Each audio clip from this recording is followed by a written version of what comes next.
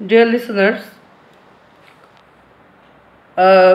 অপি করিম architect অভিনেত্রী 80-90 দশকের অনেকেই চিনবেন।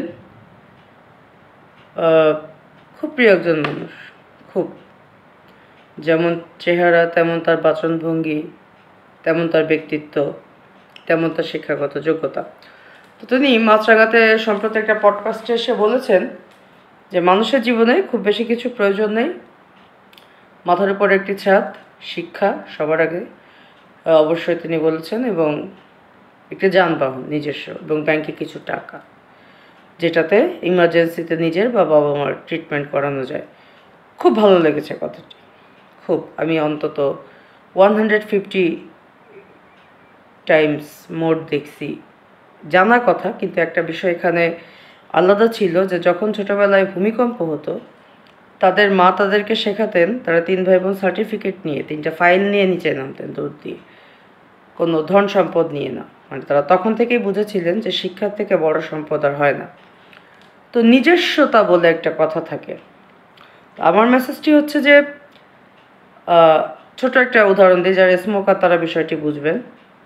আপনি যখন এসি কারে, যানবাহন বলতে অপি করিম কিন্তু আসলে ট্রাক বোঝায় নেই, নিজস্ব পরিবহন বলতে বাইক হতে পারে, প্রাইভেট কার হতে পারে, বেশি সামর্থ্য থাকলে তারা প্রাইভেট জেটে চলে, হেলিকপ্টারে চলে, ওর দিকে না যাই।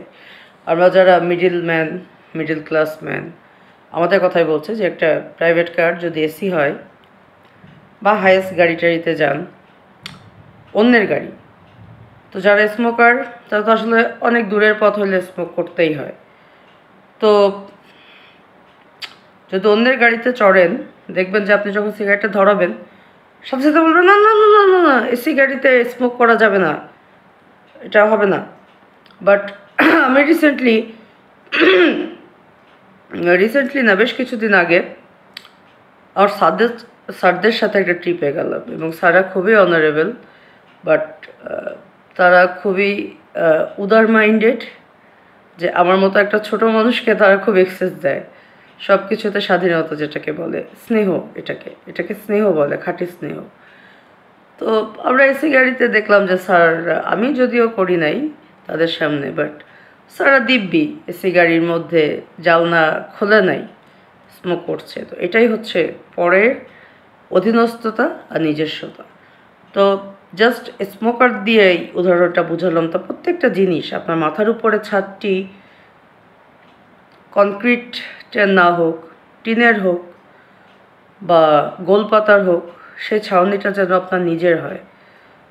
অন্যের কোনো কিছু নিয়ে ফুটানি দেখাইতে গেলে বা এটা যায় না, একটা সময় নিজের ব্যক্তিত্ব এমনভাবে মার খাবে তখন আর পথ খুঁজে পাবেন না। সো সবার আগে একজন এডুকেটেড মানুষের পরিচয় হচ্ছে তার আত্মবিশ্বাস এবং আত্মমর্যাদা। ধন্যবাদ সবাইকে।